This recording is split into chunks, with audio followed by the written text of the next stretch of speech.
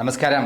ഏറ്റവും പുതിയ intelligence report പുറത്തു വന്നിരിക്കുകയാണ്. പിണറായി വിജയന് ഓരോ ആഴ്ചയും തോറും ഇൻ്റലിജൻസ് റിപ്പോർട്ട് കൊടുക്കുന്നുണ്ട്. ഇപ്പോൾ ദിവസം തോറും എന്ന നിലയിൽ വന്ന് കൊടുത്തുകൊണ്ടിരിക്കുകയാണ്. ഈ റിപ്പോർട്ട് പ്രകാരം അതായത് ഇലക്ഷനൊക്കെ വരുമ്പോൾ, ഉപതെരഞ്ഞെടുപ്പ് വരുമ്പോൾ കൃത്യമായ റിപ്പോർട്ട് അതാത് സമയത്ത് മുഖ്യമന്ത്രിക്ക് കൊടുക്കണം, ആഭ്യന്തര വകുപ്പിന് കൊടുക്കണം എന്നുള്ള നിബന്ധനയുണ്ട്. അത് പ്രകാരം കൊടുത്ത പുതിയ റിപ്പോർട്ട് പ്രകാരം ഇടതുപക്ഷത്തിന് ഞെട്ടിക്കുന്ന തിരിച്ചടിയാണ് വരാൻ പോകുന്നത്. അതിൽ ഏറ്റവും പ്രധാനപ്പെട്ട ചേലക്കരയിൽ രമ്യ ഹരിദാസ് 10,000-ത്തിലുമേതെ വോട്ടിന് ജയിക്കുമെന്നുള്ള റിപ്പോർട്ടാണ് അവരെ ഞെട്ടിക്കുന്നത്. മാത്രമല്ല പാലക്കാട് 15,000-നും 20,000-നും വോട്ടിന് നമ്മുടെ രാഹുൽ മാങ്കൂട്ടത്തിൽ വിജയിക്കും എന്നുള്ളതും വാർത്ത പുറത്തു വരികയാണ്.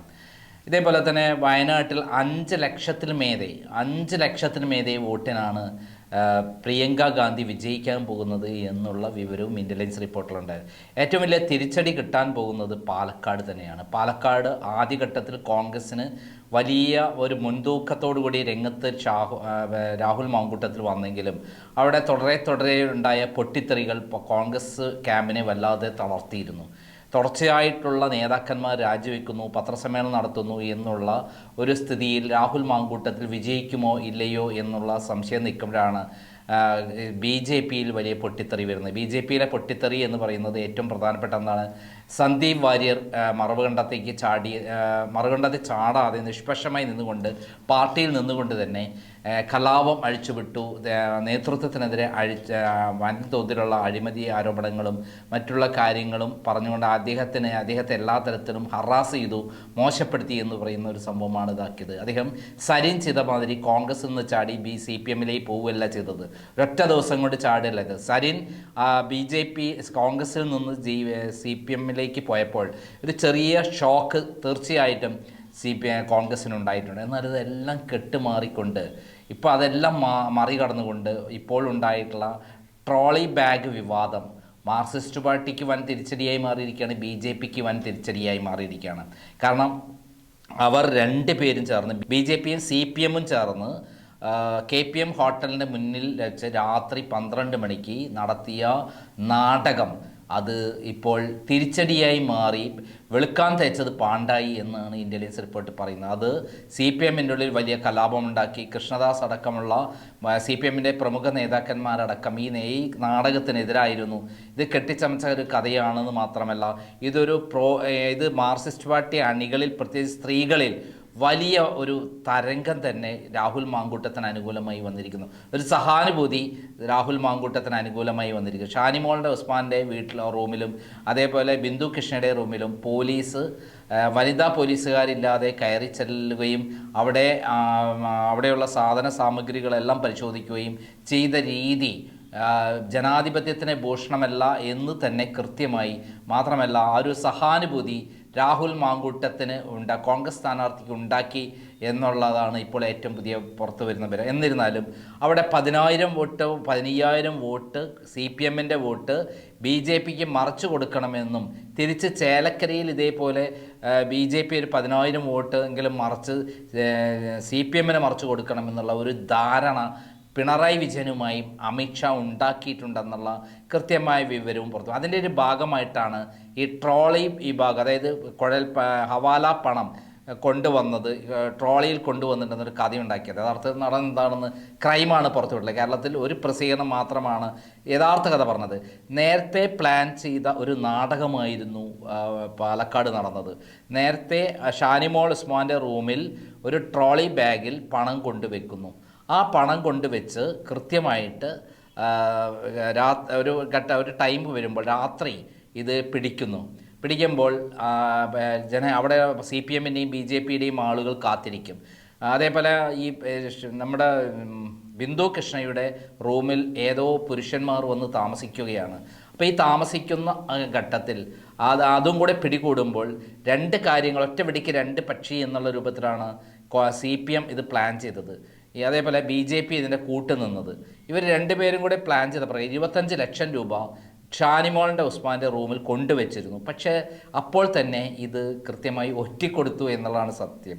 CPM ക്യാമ്പിൽ നിന്ന് VD സതീശന് ഈ കാര്യം അറിയിക്കുകയും വി.ഡി. സതീശൻ ഉടൻ തന്നെ ആക്ഷൻ എടുത്ത് ആ പണം അവിടുന്ന്, അതായത് ലോട്ടറി അടിച്ച പോലെ 25 ലക്ഷം രൂപ അവർ പൈസ ഇല്ലാതെ തെണ്ടി നടക്കുകയായിരുന്നു.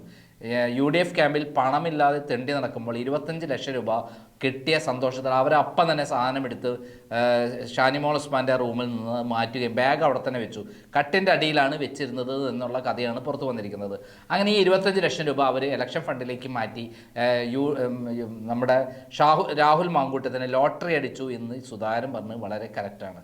പക്ഷേ ഇത് ഉണ്ടാക്കിയൊരു ഇമ്പാക്റ്റ് CPM-ലും BJP-യിലും ഉണ്ടാക്കിയ ഇമ്പാക്റ്റ് വളരെ ഗുരുതരമാണ്. ആ രണ്ട് പാർട്ടിയിലും വലിയ തോതിലുള്ള തിരിച്ചടിയാണ്. അവിടെ സാധാരണ പ്രവർത്തകർ പോലും BJP-ക്ക് കോൺഗ്രസിന് അനുകൂലമായ, രാഹുൽ മാങ്കൂട്ടത്തിന് അനുകൂലമായ ഒരു വോട്ടിംഗ് മാലിലേക്ക് മാറുന്നു എന്നാണ് ഇൻ്റലിജൻസ് റിപ്പോർട്ട് പറയുന്നത്. സ്ത്രീകൾ രാഷ്ട്രീയം നോക്കാതെ വോട്ട് തിരിച്ചിട്ട് ആർക്ക് ചെയ്യാൻ പോകുന്നു? നമ്മുടെ രാഹുൽ മാങ്കൂട്ടത്തിന് ചെയ്യാൻ പോകുന്നു. അതുകൊണ്ട് തന്നെ 15,000-നും 20,000-നും ഇടയിൽ വോട്ടിന് രാഹുൽ മാങ്കൂട്ടൻ വിജയിക്കുമെന്നുള്ള ഒരു വാർത്തയാണ് പാലക്കാട് നിന്ന് വരുന്നത്. BJP-ക്കുള്ളിലും അത് വലിയ തോതിലുള്ള ഭിന്നിപ്പുണ്ടാക്കി. സന്ദീപ് വാര്യർ വലിയ കോലാഹലമാണ് ഉണ്ടാക്കിയത്. സന്ദീപ് വാര്യർ ഒന്നുകിൽ രാജിവെച്ച് പോയിരുന്നെങ്കിൽ അത്ര പ്രശ്നമുണ്ടാകുമായിരുന്നില്ല. പകരം അതിനുള്ളിൽ നിന്നുകൊണ്ട് തന്നെ അദ്ദേഹം സരിൻ ചെയ്ത പോലെ എടുത്തിയാട്ടം കാണിക്കാതെ അതിനുള്ളിൽ നിന്നുകൊണ്ട് തന്നെ അദ്ദേഹത്തിൻ്റേതായ ഒരു വിങ്ങുണ്ട്. ആ വിങ്ങിനെ ഉപയോഗിച്ച് BJP-യുടെ വോട്ട് മറിക്കാനുള്ള പ്ലാനാണ് നടക്കുന്നത്. അദ്ദേഹത്തിൻ്റെ പ്ലാനും BJP-ക്ക് എതിരെ വോട്ട് ചെയ്ത് ജയിക്കുന്നത് ആരാണ്? കോൺഗ്രസ് ആണ്. CPM-ന് വോട്ട് ചെയ്യാനല്ല തീരുമാനം, സരിന് അനുകൂലമായി വോട്ട് ചെയ്യാനല്ല തീരുമാനം. അവർ രാഹുൽ മാങ്കൂട്ടത്തിനാണ് വിജയിക്കാൻ സാധ്യത. അതുകൊണ്ട് അവിടെ അദ്ദേഹത്തിൻ്റെ ഉണ്ടായ അപമാനത്തിൽ തിരിച്ച് വോട്ട് കുത്താനുള്ള പരിപാടിയാണ് നടക്കുന്നത് എന്നുള്ള വിവരമാണ് പുറത്തു വന്നിരിക്കുന്നത്.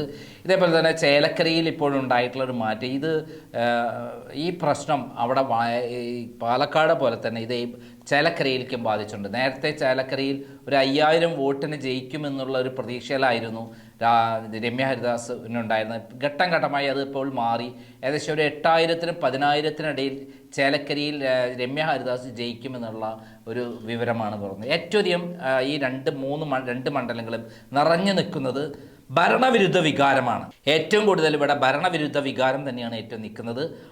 അത് ശക്തമായ രൂപത്തിൽ ആഞ്ഞടിക്കുന്നുണ്ട്.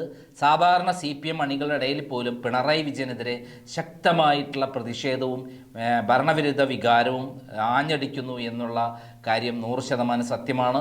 അത് സാധാരണ മാർക്സിസ്റ്റ് പാർട്ടി അണികൾ, നിഷ്പക്ഷരായ ആളുകളും ഇത്തവണ UDF-ന് അനുകൂലമായി വോട്ട് ചെയ്യുന്നു എന്നുള്ളത് മാത്രമല്ല, UDF കേന്ദ്രങ്ങൾ വളരെ ശക്തമായുള്ള കൃത്യമായ ശാസ്ത്രീയമായ രൂപത്തിലുള്ള പ്രവർത്തനമാണ് V.D. സതീശൻ്റെ നേതൃത്വത്തിൽ മുന്നേറിക്കൊണ്ടിരിക്കുന്നത്. V.D. സതീശൻ്റെ ഇലക്ഷൻ എഞ്ചിനീയറിംഗ് ഈ രണ്ട് സ്ഥലത്തും വളരെ കൃത്യമായി പാറ്റേൺ പ്രകാരം നടക്കുന്നുണ്ട്. നേരത്തെ നമുക്കറിയാം പുതുപ്പള്ളിയിലും അതേപോലെ തൃക്കാക്കരയിലും V.D. സതീശനാണ് നേതൃത്വം കൊടുത്തത്. അത് കൃത്യമായി നടക്കുന്നത് മാത്രമല്ല, V.D. സതീശൻ ഓരോ ദിവസവും കൃത്യമായിട്ട് ആഞ്ഞടിച്ചുകൊണ്ട് ഈ രണ്ട് മണ്ഡലങ്ങളിലും കൃത്യമായി മുന്നേറുന്നുണ്ട്. BJP പയറ്റാൻ മുനമ്പം ഇഷ്യൂ പാലക്കാട് വലിയ ഗുണമൊന്നും ഇതുവരെ ഉണ്ടാക്കിയിട്ടില്ല എന്നുള്ള വിവരം കൂടി പുറത്തു വരികയാണ് ഇൻ്റലിജൻസ് റിപ്പോർട്ടിൽ.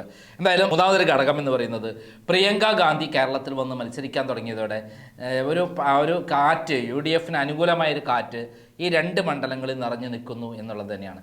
ഇപ്പോൾ മറ്റൊരു പ്രത്യേകത, ഈ നേരത്തെ 50,000 വോട്ട് കഴിഞ്ഞ തവണ നിയമസഭാ തെരഞ്ഞെടുപ്പിൽ ഈ ശ്രീധരന് കിട്ടിയിട്ടുണ്ടെങ്കിലും ആ വോട്ടിൻ്റെ അടുത്ത് പോലും കൃഷ്ണകുമാറിന് കിട്ടാൻ പോകുന്നില്ല എന്നുള്ളതാണ് BJP കേന്ദ്രങ്ങൾ തന്നെ പറയുന്നത്. മാത്രമല്ല, ഇപ്പോഴുണ്ടായിട്ടുള്ള സംഭവ വികാസങ്ങളെല്ലാം BJP-ക്കെതിരാണ് താനും. അവിടെ തന്നെ രാഹുൽ മാങ്കൂട്ടത്തിന് ആദ്യം അദ്ദേഹത്തെ തകർക്കാൻ വേണ്ടി പലതരത്തിലുള്ള വ്യാജമായ ആരോപണങ്ങൾ ഉണ്ടായത് അദ്ദേഹത്തിന് വലിയ മുന്നേറ്റം തന്നെ ഉണ്ടാക്കാൻ കഴിഞ്ഞു. ഷാഫി പറമ്പിലിൻ്റെ രണ്ട് കാര്യങ്ങൾ എല്ലാവരും എടുത്തു പറയുന്നുണ്ട്. മെഡിക്കൽ കോളേജും അതേപോലെ ബസ്സും KSRTC ബസ് സ്റ്റാൻഡും. ഈ രണ്ടും ഷാഫി പറമ്പിലിൻ്റെ പ്രവർത്തന ഫലമായിട്ടുണ്ടായതാണ്. അത് വലിയ ഗുണം ചെയ്തിട്ടുണ്ട് UDF-ന്. അത് എടുത്തു കാണിക്കുന്ന എതിരാളികൾ പോലും പറയുന്നൊരു കാര്യം, ഷാഫി പറമ്പിൽ മണ്ഡലത്തിന് വേണ്ടി പ്രവർത്തിച്ചിട്ടുണ്ട് എന്ന് തന്നെയാണ്. അതിൻ്റെ ഗുണം UDF-ന് അനുകൂലമായി കിട്ടും എന്നുള്ളതാണ് പരിപൂർണമായും വിശ്വസിക്കുന്നത്.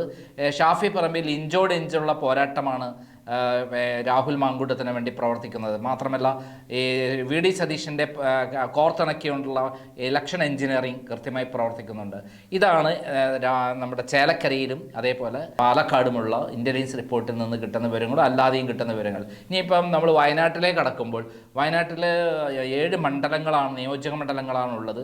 അതിൽ നിലമ്പൂരിൽ 1,00,000-ൽ മേറെ വോട്ട് ഭൂരിപക്ഷം പ്രിയങ്ക ഗാന്ധി കിട്ടും എന്നുള്ള ഒരു കണക്കുകൂട്ടലാണ് എന്നുള്ള വിവരമാണ് ഇൻ്റലിജൻസ് റിപ്പോർട്ട് പറയുന്നത്. അതിന് കാരണം നമ്മുടെ പി വി അൻവറിൻ്റെ നിലപാട് UDF അനുകൂലമായി അവിടെ പ്രിയങ്ക ഗാന്ധിക്ക് വലിയ തോതിലുള്ള ഒരു വോട്ട് കിട്ടും. അതേസമയത്ത് CPM-ൻ്റെയും CPI-യുടെ അണികളടക്കം എന്തിനാണ് വോട്ട് ചെയ്യാൻ പോകുന്നത് എന്നുള്ള വികാരമാണ്. BJP-യുടെ പ്രവർത്തനം വളരെ മോശമായ ശോചനീയമായ അവസ്ഥയിലാണ്. പിന്നെ ഏറ്റവും അധികം പ്രധാനപ്പെട്ട മണ്ഡലം വണ്ടൂരും ഏറനാട് എന്ന് പറയുന്നത് PK ബഷീറിൻ്റെ മണ്ഡലമാണ്. അവിടെ ഇത്തവണ ഏറ്റവും ചുരുങ്ങിയത് ഒരു 80,000 മേതെ വോട്ടിൻ്റെ ഭൂരിപക്ഷം കിട്ടുമെന്നുള്ളൊരു കണക്കൂട്ടലാണ് ഈ ഉള്ളത്. PV അൻവറിൻ്റെ എഫക്റ്റ് അവിടേക്കും നന്നായിട്ട് ഗുണം ചെയ്യുന്നുണ്ട്, വണ്ടൂരിലേക്കും ഗുണം ചെയ്യുന്നുണ്ട്. വണ്ടൂരിലും ഇതേപോലെ ഒരു 75,000-80,000 വോട്ട് ഭൂരിപക്ഷം ഉണ്ടാകുമെന്നാണ് ഇൻ്റലിജൻസ് റിപ്പോർട്ട് പറയുന്നത്. ഈ 3 മണ്ഡലങ്ങളായിരിക്കും ഏറ്റവും കൂടുതൽ ഭൂരിപക്ഷം ഉണ്ടാകുക. അതായത് 2.5 ലക്ഷം വോട്ട് ഭൂരിപക്ഷം, 2 ലക്ഷം to 260 വരെ വോട്ട് ഭൂരിപക്ഷം കിട്ടുമെന്നാണ് കണക്കൂട്ടുന്നത്. പിന്നെ വയനാട്ടിലേക്ക് കടക്കുമ്പോൾ 3 മണ്ഡലങ്ങളാണുള്ളത്. 3 മണ്ഡലങ്ങൾ, ഒരു മണ്ഡലം മാനന്തവാടി മണ്ഡലത്തിൽ ചിലപ്പോൾ 35,000-40,000 വോട്ടിൻ്റെ ഭൂരിപക്ഷം ഉണ്ടാകുള്ളൂ എന്നുള്ള ഒരു കണക്കൂട്ടലാണ് എന്നുള്ള ഇൻ്റലിജൻസ് റിപ്പോർട്ട് പറയുന്നത്. അതേസമയത്ത് കൽപ്പറ്റയും സുൽത്താൻ ബത്തേരിയിലും 75,000 മേലെ വോട്ടിൻ്റെ ഭൂരിപക്ഷം കിട്ടാൻ സാധ്യതയാണ്. അതായത് 1.5 ലക്ഷം വോട്ടും പ്ലസ് 40,000 വോട്ടും കൂടെ ആകുമ്പോൾ ഏകദേശം 2 ലക്ഷത്തോളം, 1,90,000 വോട്ടിൻ്റെ ഭൂരിപക്ഷം ഇവിടെ കിട്ടും. അപ്പം മൊത്തം 4,50,000. പിന്നെയുള്ളത് തിരുവമ്പാടിയിൽ ആവറേജ് ഒരു 60,000 വോട്ടിൻ്റെ ഭൂരിപക്ഷം കിട്ടുമെന്നുള്ള ഇതാണ് ഇൻ്റലിജൻസ് റിപ്പോർട്ട് പറയുന്നത്. അവിടെയും ശക്തമായ ഭരണവിരുദ്ധ വികാരത്താൽ പ്രിയങ്ക ഗാന്ധിക്കുള്ള ഒരു ഭയങ്കര താല്പര്യമുണ്ട്. അവിടെ എതിരാളിയായി വന്നിരിക്കുന്ന, നമുക്കറിയാം 3,64,000 വോട്ടിൻ്റെ ഭൂരിപക്ഷമാണ് കഴിഞ്ഞ ഇലക്ഷനിൽ രാഹുൽ ഗാന്ധി കിട്ടിയിട്ടുള്ളത് വയനാട്ടിൽ. അതിന് മുമ്പ് 3,94,000 വോട്ടിൻ്റെ ഭൂരിപക്ഷമാണ് അതിന് മുമ്പത്തെ ഇലക്ഷനിൽ 2019 ഇലക്ഷനിൽ കിട്ടിയിട്ടുള്ളത്. എന്നാൽ ഇത്തവണ സ്ത്രീകളുടെ വോട്ട് ഒന്നിച്ച് കിട്ടും. കൽപ്പറ്റയിൽ വലിയ തരത്തിൽ മാറ്റമുണ്ടാവാനുള്ള കൽപ്പറ്റയിൽ സുൽത്താൻ ബത്തേരിയിൽ ഉണ്ടാകുന്നതിന് കാരണം മേപ്പാടി ദുരന്തം ശരിക്കും വയനാട്ടിൽ ആഞ്ഞടിക്കും എന്നുള്ള കാര്യത്തിൽ സംശയമില്ല. ഈ ഇൻ്റലിജൻസ് റിപ്പോർട്ട് വരുന്നതിന് ശേഷമാണ് നമ്മുടെ കൽപ്പറ്റയിൽ പുഴുവരിച്ച സാധനം കൊടുത്തതും കിറ്റ് എല്ലാം കൊടുത്തതിൻ്റെ പ്രശ്നം, മേപ്പാടി ദുരന്ത ബാധിതർക്കുള്ള പ്രശ്നം വന്നിരിക്കുന്നത്.